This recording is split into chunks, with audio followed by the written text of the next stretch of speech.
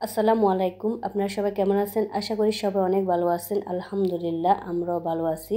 আজকে আমি অনেক দিন পর গাজরের হালুয়া বানাবো। এই জন্য আমি গাজরটাকে গ্রেট করে নিছি। তো আপনারা চাইলে এটা দা দিয়েও কুচি করতে পারেন। আমার কাছে মনে হয় গ্রেট করলে বেশি ভালো হয়।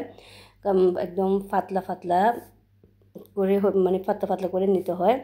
তো এখানে আমি 2টা গাজর নিছি, কারণ আমি অল্প করে করব এই জন্য। তো গাজর হালুয়া বানাতে কী কী উপকরণ লাগে সেটাও আমি নিয়ে রাখছি। তো এখানে দুধ লাগবে, এটা দিয়ে আমি ক্ষীর বানাবো।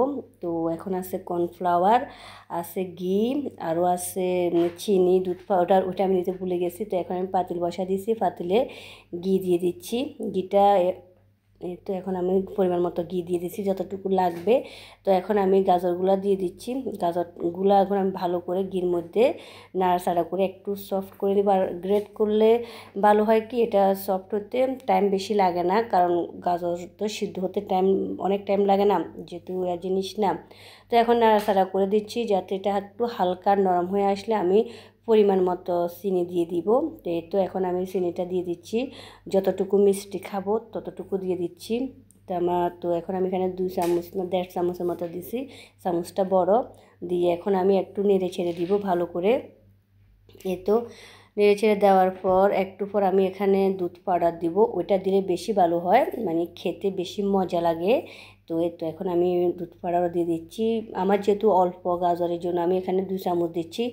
তো আপনারা যদি বেশি করে করেন তাহলে এখানে দুধ পাউডারটা বেশি দিবেন, কারণ দুধ পাউডার দিলে এটা খেতে অন্যরকম একটা টেস্ট লাগে। তো কেউ চাইলে নাও দিতে পারেন, এটা অপশনাল, যার যার ব্যক্তিগত ব্যাপার। আমার কাছে দিলে ভালো লাগে এই জন্য আমি দিছি। তো আমার গাজরের হালুয়া রেডি হয়ে গেছে। এদিকে আমি ক্ষীরটা এখন রেডি করব, এই জন্য এখানে আমি চিনি দিয়ে দিচ্ছি। চিনিটা এখানেও পরিমাণ মতো দিতে হবে, যে যতটুকু খাবেন ঠিক ততটুকু দিতে হবে।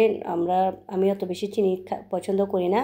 তো এখন দিয়ে দিচ্ছি দুধ পাউডার, এখানেও দুধ পাউডার দিতে হবে। আর তারপর দিব কর্নফ্লাওয়ার। এখানে কর্নফ্লাওয়ারের বদল যদি কাস্টার্ড পাউডার দেওয়া যায় তাহলে এটা আরও অনেক ভালো হয়।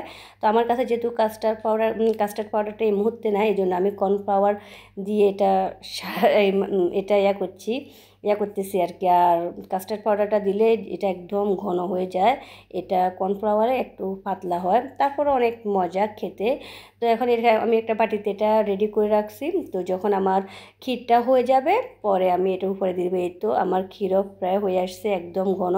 কাস্টার্ড পাউডার হলে বেশি ভালো হতো। তো যাই হোক, এখন হয়ে গেছে ক্ষীর, এখন আমি দিয়ে দিচ্ছি ক্ষীর। এটা দেওয়ার পর আমি ফ্রিজে রেখে দেবো 2-3 ঘন্টা। 2-3 ঘন্টা রেখে দেওয়ার পর আবার কেটে আপনাদেরকে দেখাবো। তো আমি 2-3 ঘন্টা পর আবার নিয়ে আসছি, এরকম হয়েছে। তো এখন এটাকে আমি কাটবো, পিস করবো। তো আপনারা দেখেন। তো ভিডিওটা আপনাদের কেমন লাগছে অবশ্যই জানাবেন।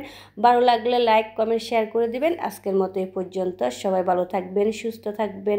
আল্লাহ হাফেজ।